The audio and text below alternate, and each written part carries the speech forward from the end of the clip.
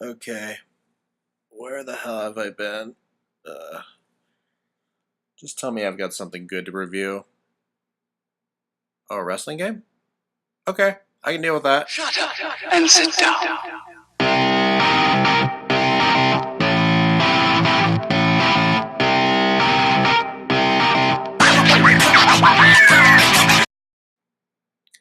Hey guys, what's up? This is Christian here. I know I disappeared for like almost a year. I don't want to get into that. But I'm here today to talk about WWE 2K19. And I know it's probably not on my channel that much, but you gotta understand, I'm a big wrestling fan. It's one of my three passions that I've had since I was 3 years old. And I can't deny it. I love this game, but oh god. Sometimes I'm back and forth with the wrestling games. I have been playing them since I was, I think, 6, and that was WrestleMania 2000. I think I don't even think it had WWE on it, and now I've been playing them since now. I did for a short time stop playing them, which was around WWE 2K14, and that was just because that game was trash. But after a few years, I felt 2K had finally started to understand what their um, fan base was looking for and essentially was giving us exactly what we wanted. So today I'm going to be reviewing what parts I think 2K19 did right and what parts they still need to work on. This is going to be in the same format I always do it in, so let's get to it. Starting with the story. Okay, I shouldn't have said story because wrestling games don't really have a story. They kind of separate into these things called career mode, showcase mode, and now I'm going to count it under it, towers mode. But I'll get to why towers mode falls into that same category as well. To start off, we'll start off with the showcase mode. To me, I think it's the greatest idea to bring this back, especially since last year there wasn't one. And with showcase mode, what it really is, it's the idea of seeing what a superstar or superstars have gone through in their career. This is the best way to teach fans about a person's general career and what they go through. If you're a big wrestling fan, you know that wrestlers don't just pop and they're in WWE. No, there's struggle they have to go through. And with last year's admission that they didn't have one, I'm sorry, I would have wanted one for Seth Rollins. So for this year, the fact they focused on Daniel Bryan, that's a good idea, especially with the story and everything that Daniel Bryan had to go through to essentially get to where he is today. Now, the biggest thing about this is I love the matches that they chose because there were some here I didn't even know about. Like, I swear I think I saw the Daniel Bryan versus John Cena match somewhere. I don't know why. But when it came to matches like him and Kane versus Kofi and R-Truth, that one left my mind. I totally forgot about that match. But then there were matches like Randy Orton versus Daniel Bryan. That was definitely a good match. That was a match that you definitely needed to relive. Here's the only issue with the showcase mode. I feel the biggest omission to the showcase through Daniel Bryan's career is CM Punk / AJ Lee's feud with him. You can't skip over that. That is kind of the reason why Daniel Bryan kind of goes into the Kane rivalry where he teams with Kane, and also why Daniel Bryan became such a likable character. You can't admit it because it's part of it. And I know that the WWE is having issues with Punk and Lee, so I kind of want to give them the benefit of the doubt, but you're not allowed to omit history when history's kind of needed. The other thing is, yes, you probably see it in the video, I haven't finished the showcase mode, but there is a reason. As much as I like the showcase mode, it can be cheap at times. I've had moments where the showcase mode is telling me to do a move and I have no idea what it's asking for. And it's because this mode sucks at its wording and objectives. When the move tells you to do an upper submission and you're looking at the upper submission going, what the hell is an upper submission? Is it when he's standing? What is it? And you find out it's saying, while he's prone on the ground, do it. Game, why can't you just tell me to do a ground submission near his head? How hard is that? The other thing is that right now during where I'm at, I think I'm at that Daniel Bryan Randy Orton match, and every time I try to go for the yes lock with the thing, Orton will counter it and hit me with an RKO. I hate that. It's so cheap. It's bullshit, honestly. But it is the showcase mode. It is made to be a little hard so that way you don't get through it. I don't know. Maybe it's just me, but then again, you also see when it comes to the towers, yeah, I generally don't like the towers. See, the reason I consider the towers a story element is essentially what they are is they're just little modes made for WWE to randomly just progress and put stuff in, so you can constantly say that there's stuff going into your wrestling game every year. The biggest, most important tower, though, is the $1,000,000 tower, which is fun. It's actually fun to fight these challenging opponents. But I swear to God, they are the most bullshit. And I hate it. I hate to say it. I found out there's a way to cheese the towers. I refuse to do it. If I'm going to beat this tower, I'm going to do it the only way I know how, and that's beating it with AJ. I rarely play him, so that's probably one of the mistakes I have, so yeah. But when it comes to the towers, I know I can beat them. I can sit down and go through every single tower if I wanted to. I just don't want to. I even go through the tower on career mode just for fun, and I beat the first one without even trying, and then I'm like, yeah, no, I don't even want to. But I'd say the best mode for me is the career mode. By far, under the 2K license, this is the best career mode we've ever been given. It feels like your character actually is a legit wrestling star. You feel like you're coming up from the indies to the WWE in a way that's kind of not been done. And it's not that bad when you really put it into a perspective of last year. Last year was crap. But my biggest problem with this career mode, where's the line between kayfabe and reality? I'm not saying it's a bad thing to have a story mode or storyline like this, because yeah, this is a storyline that most people think. What if I jump the barricade and I attack some wrestlers and I can get a career? That's the problem. We've seen this happen countless times where someone will jump a barricade and be pretty much taken out of the show. There was one guy who almost tried to stab, I think it was Seth Rollins.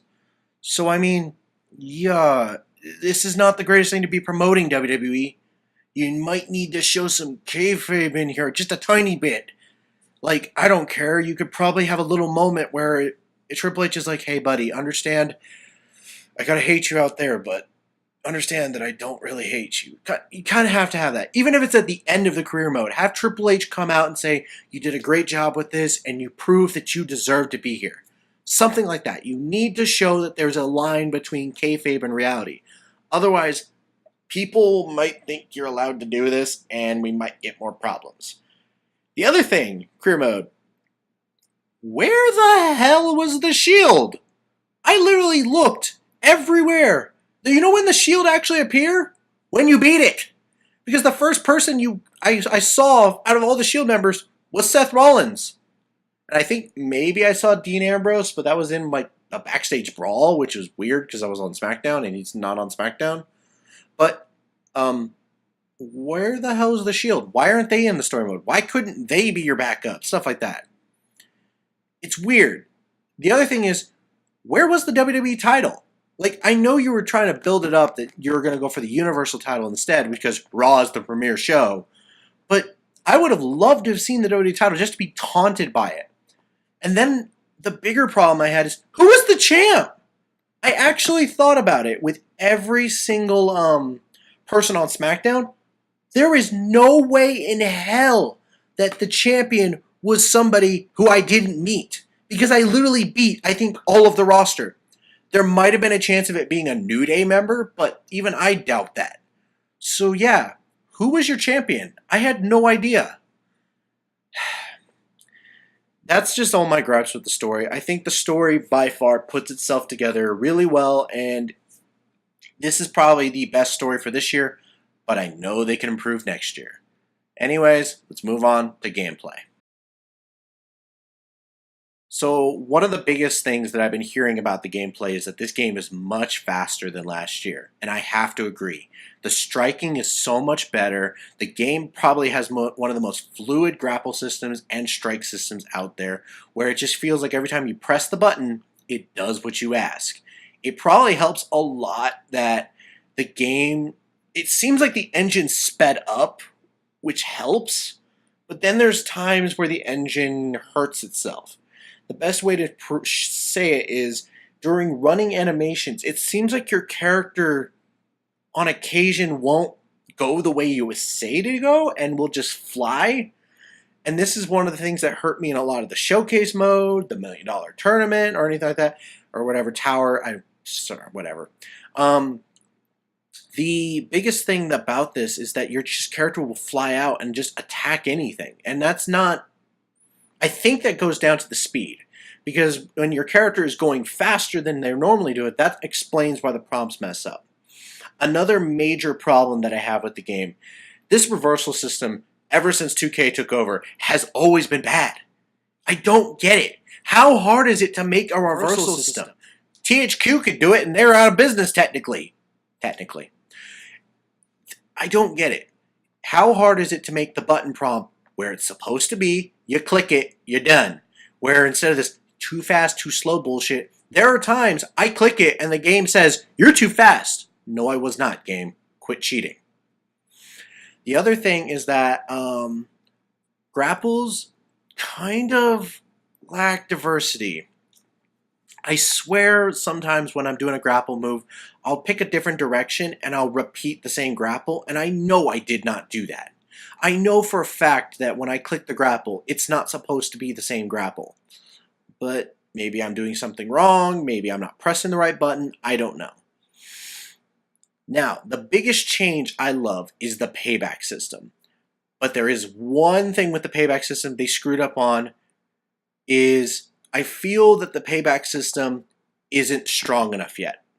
So the system, how it works is that when you're getting beat up during the match, you're essentially refilling these 2 extra bars that you have, one with a level 1 and one with a level 2, that essentially can help you during the match in a way of like, if you're failing, you can speed up your punches, to even a possum pin, to then the level 2s of like a low blow, to spraying mist, to a run-in. These things are cool. But where I see problems is like one of the most broken ones is resiliency. And the big change with resiliency is now that it's not an ability, not every character can have it. But at the same time, resiliency to me is still one of the most broken abilities. I actually make sure that no character in my created characters has it anymore because I feel like it ruins matches. Like, yes, it's fun to kick out, and I know it's fun to, fight your heart out. But if you're using resiliency, you're not trying to actually fight back. Another big problem with the payback system is I've seen it where I'll be dominating a match and the paybacks do nothing. Essentially, my opponent will have the low blow payback and that nothing happens. The move theft payback and nothing happens. I feel like the way they screwed up the paybacks was they didn't give them enough to do with.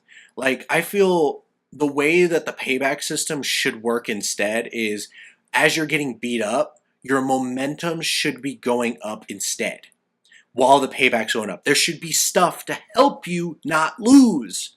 And that's, I think, what payback should be.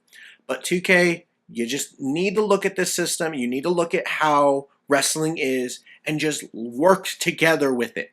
If you're trying to put a system in for the babyface to make his comeback, make it look like that's actually what happens. Otherwise, you're not making a good system. The next change is the Money in the Bank changes, which they made kind of 2-3 changes to them that I personally like. The first one is that you can design your own Money in the Bank. That's a great idea.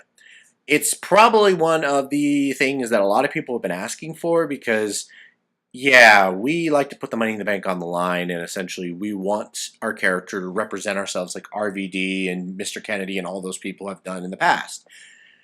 The problem with this thing is that I have right now, I think, 12 Money in the Banks that I've made, and I feel like it's a good idea, but I feel there should be some restrictions to these, like maybe you can only have a few of them, just so that way you're not making too many.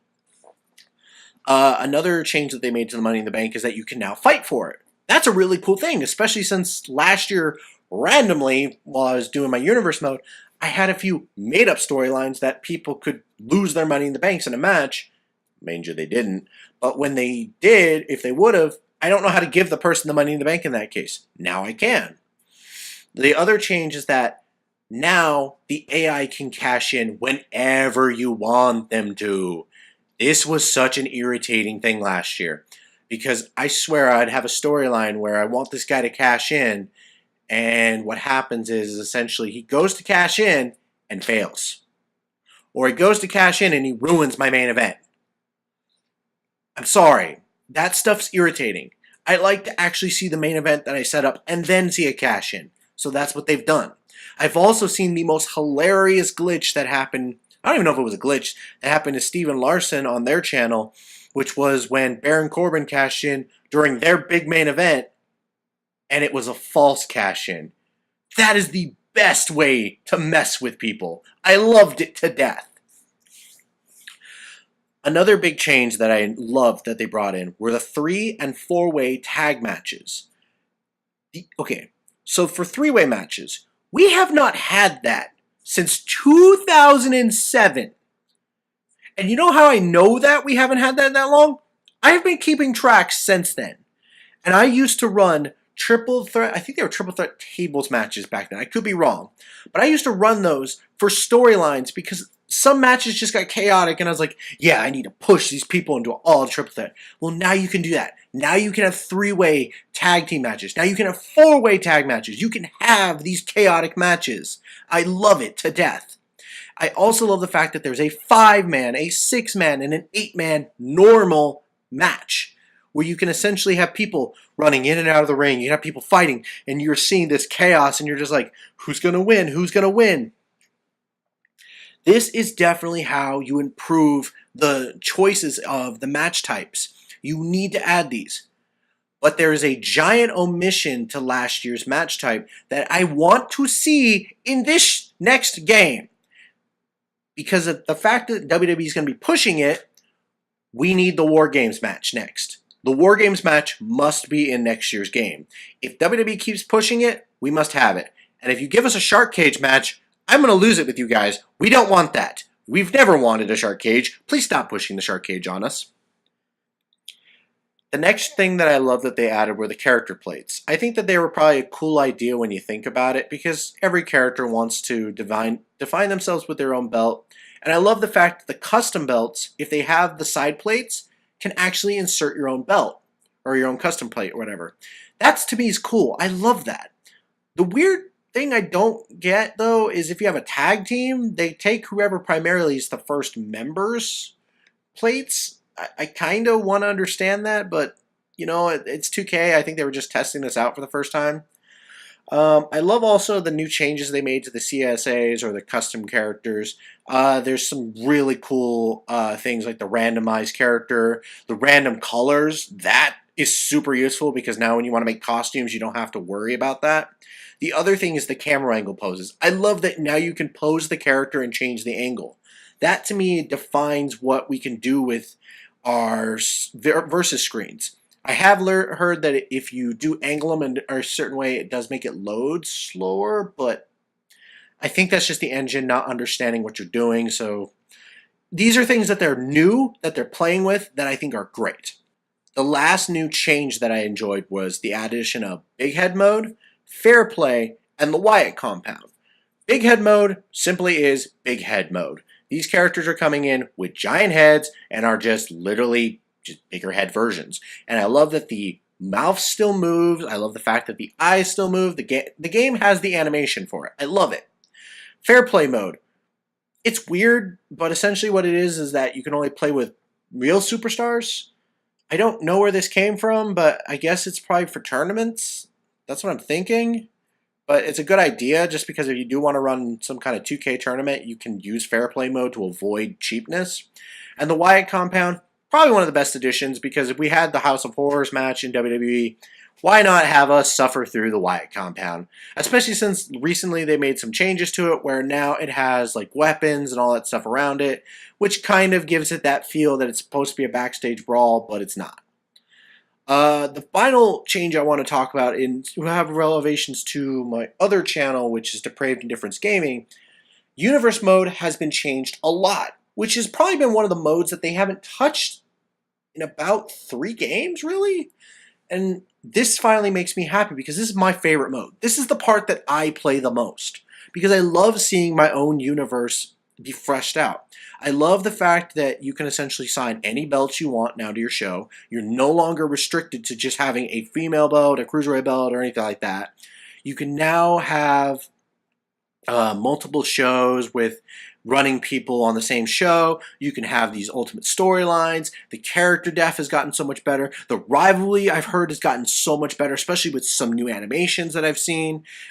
Part of me is like really excited for this universe mode, and the reason I'm going to be jumping for that is there will be on the Depraved and Different Gaming channel, not sure when, there will be a universe mode going up for ESW, WoW, and Collision Zero coming up sometime soon. So look out for those videos. I will probably have them attached to this video sometime soon. I don't know yet.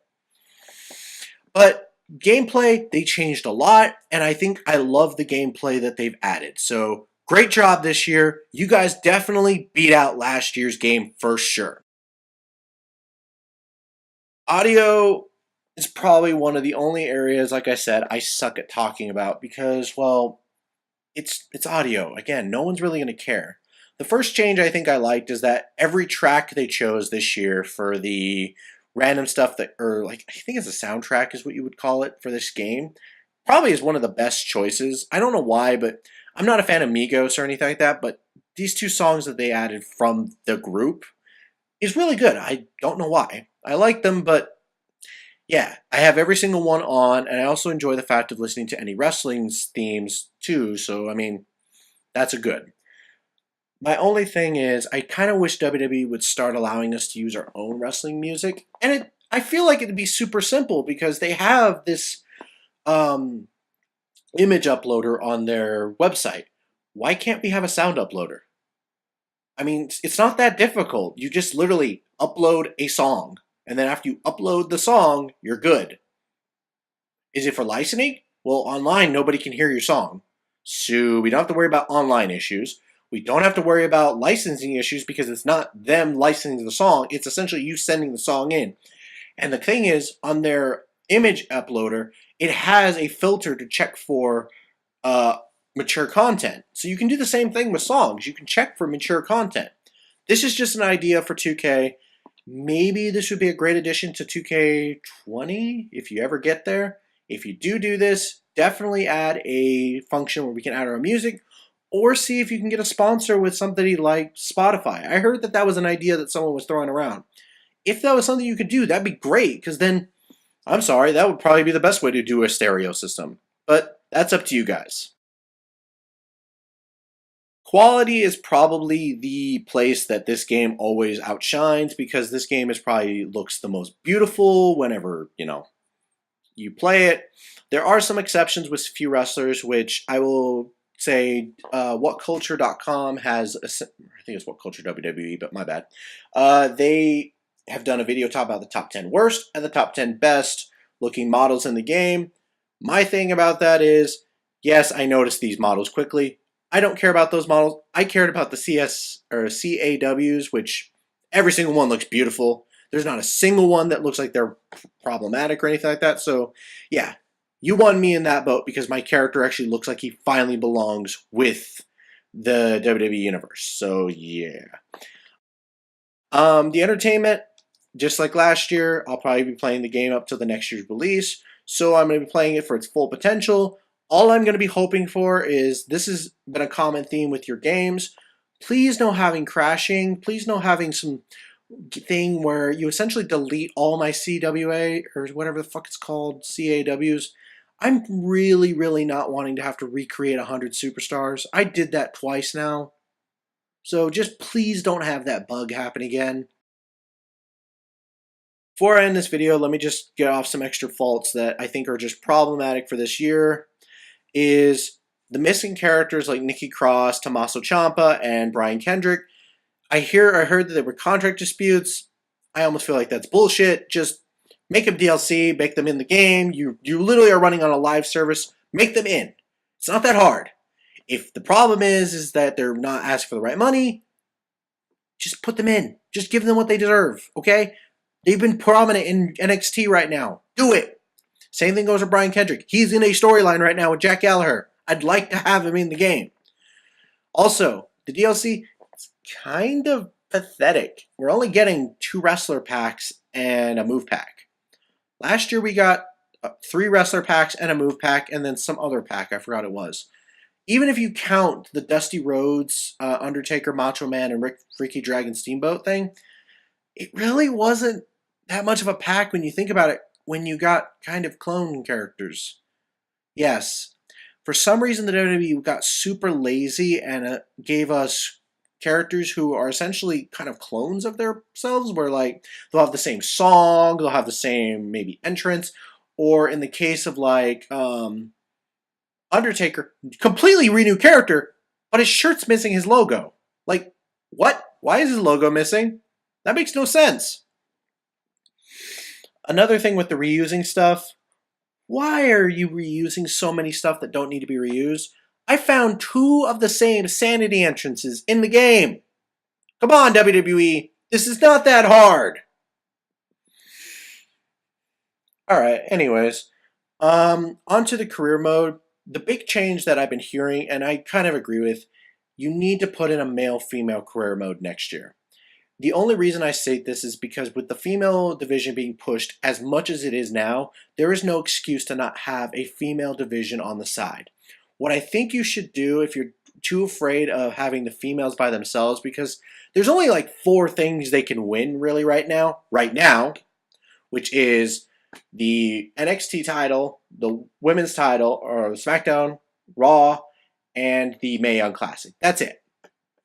If the tag titles and stuff like that appear sometime soon, then yes, I might have to shut my mouth on that. But if not, why not just have a collab storyline where you have a male and female, maybe a couple, maybe a brother and sisters, maybe cousins, something like that. And essentially they come up in the same organization and they get their NXT shot, and you play on those storylines. Make that. That would be a really cool storyline to see what would happen. So yeah, that's most of my gripes with the game, and I think by far WWE has done a great job on that. And that's why my last thing is keep focusing on the fun. This is a video game. We don't care how realistic the moves or the characters look. I don't care that Triple H looks the same every year, where you can see the sweat and all that on his face. I don't care.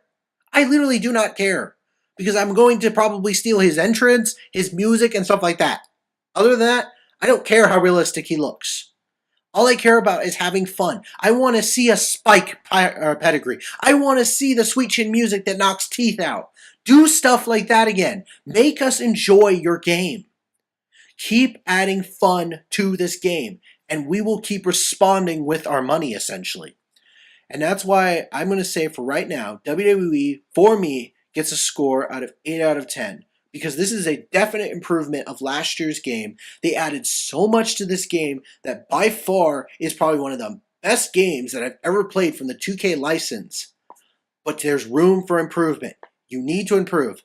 I'm also docking a point because I hate the white screen. I hate that screen so much. You shouldn't have picked white.